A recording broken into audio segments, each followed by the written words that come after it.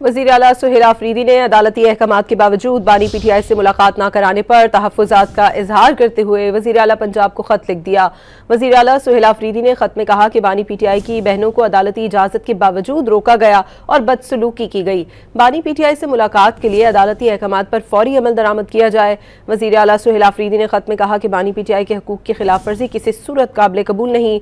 उम्मीद है कि पंजाब हुकूमत फौरी एक्शन लेकर कानून की बालादस्ती और इंसानी वक़ार को यकीनी बनाएगी।